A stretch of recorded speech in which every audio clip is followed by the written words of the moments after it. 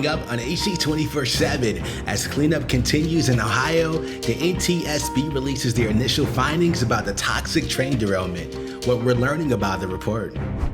Plus, the United States files continued support to Ukraine as the world marks the 1-year anniversary of the Russian invasion.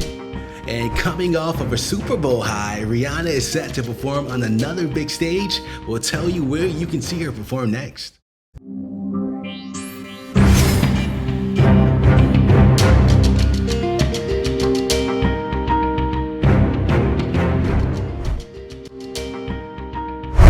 Hey there, welcome to AC 24/7. I'm your host, Alec Baldwin. We are learning more about the toxic train derailment in East Palestine, Ohio. The preliminary report reveals that an alarm went off and warned the crew a wheel bearing was overheating shortly before the disaster. Federal investigators now say it was 100% preventable, but the NTSB stopped shortly of saying the crew did anything wrong. The Advocate Channel's Miguel Marquez reports. This was 100% preventable. Nearly 3 weeks after a toxic train derailment in East Palestine, Ohio. We call things accidents. There is no accident. Every single event that we investigate is preventable. The National Transportation Safety Board released a preliminary report on the incident. We know what derailed the train. We have a lot of questions. Questions that have investigators focusing on the overheating of one of the car's wheel set and bearing. The recorded temperature of the bearing increased from 38 degrees Fahrenheit above the ambient temperature, which at the time was 10 degrees Fahrenheit, to 103 degrees above ambient just 10 miles later. According to the report, the temperature of the bearing increased as it passed 2 defect sensors along the tracks, but not high enough to trigger an audible alarm. And it wasn't until the train passed a 3rd sensor with a temperature of over 253 degrees Fahrenheit above the ambient temperature, it triggered an audible alarm, alerting the crew to stop the train.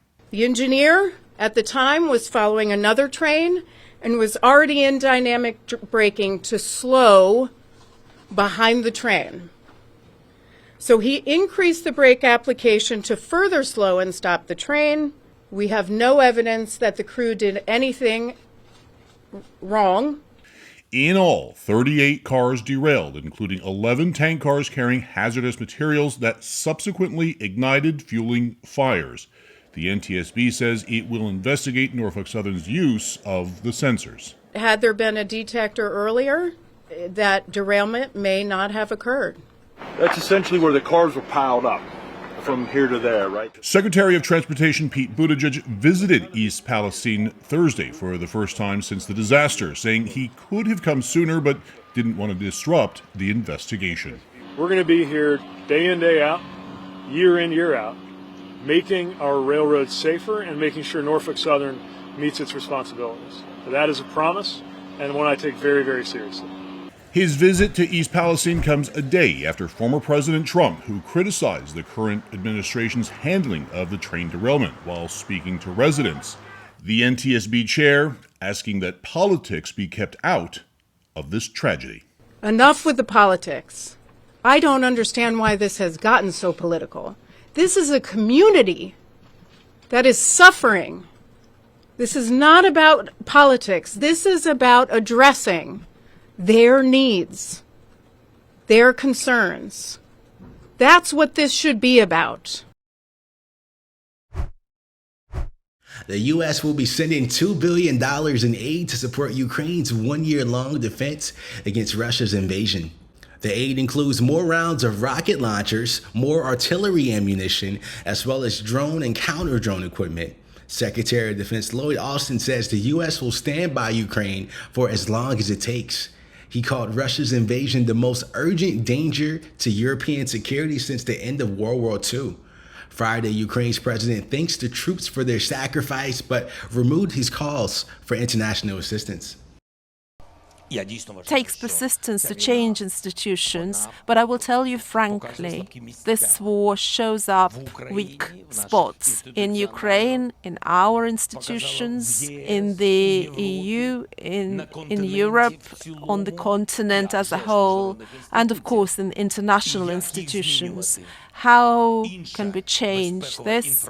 A different security infrastructure will definitely come with victory in this war. Russia's invasion came 8 years after it forcefully annexed the southern Ukrainian peninsula of Crimea. President Zelensky has rejected the idea of negotiating a peace deal that would see Ukraine lose any of its territory. A judge has sentenced Harvey Weinstein to 16 years in prison for rape charges. A California jury convicted him in December of raping a model and actress in a Beverly Hills hotel room in 2013. The former Hollywood producer is already serving a 23-year prison sentence for another rape conviction in New York. The New York charges revealed a history of sexual abuse, harassment, and settlements that led to many women coming forward with reports of abuse, which came known as the Me Too movement. Actor Alec Baldwin has pleaded not guilty to manslaughter charges in the 2021 fatal shooting on a Rust movie set. On a condition of his release, Baldwin agreed not to own a gun, speak with witnesses of the shooting, or drink alcohol. Baldwin and armorer Hannah Gutierrez are charged with involuntary manslaughter for the death of cinematographer Helena Hutchins. Superstar Rihanna is set to perform at the 2023 Oscars, according to the Academy of Motion Pictures, Arts, and Sciences. The superstar will perform Lift Me Up, the ballad from the movie Black Panther: Wakanda Forever, which is up for Best Original Song. It's Rihanna's first ever Oscar nomination. The superstar artist is already having quite a year. She's fresh off of a record-breaking Super Bowl halftime show, and she's expecting her second child with rapper A$AP Rocky. The Oscars were broadcast live on ABC March 12th. Cocaine Bear is exactly what it sounds like. It's inspired by a true story of a drug runner's plane crash in 1985.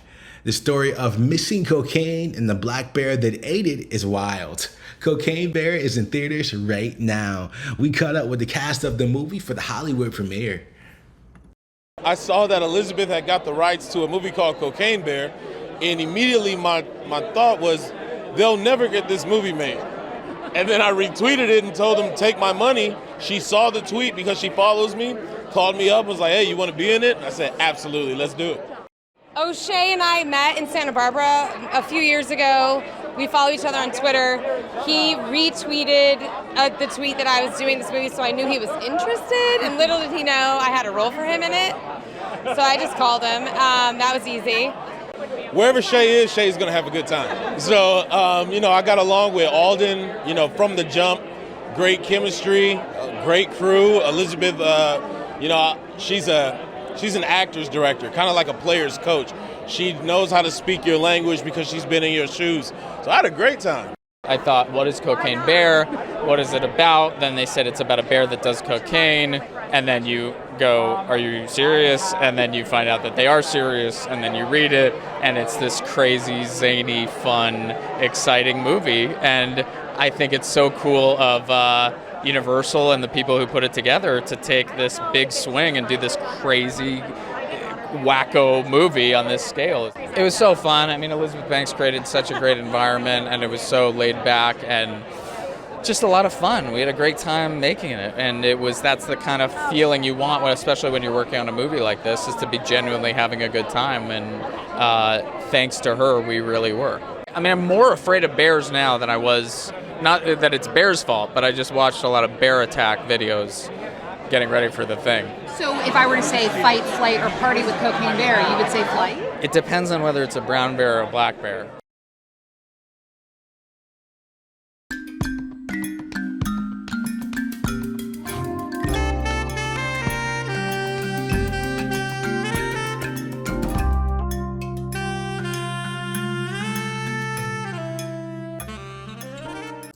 We are celebrating Black History Month.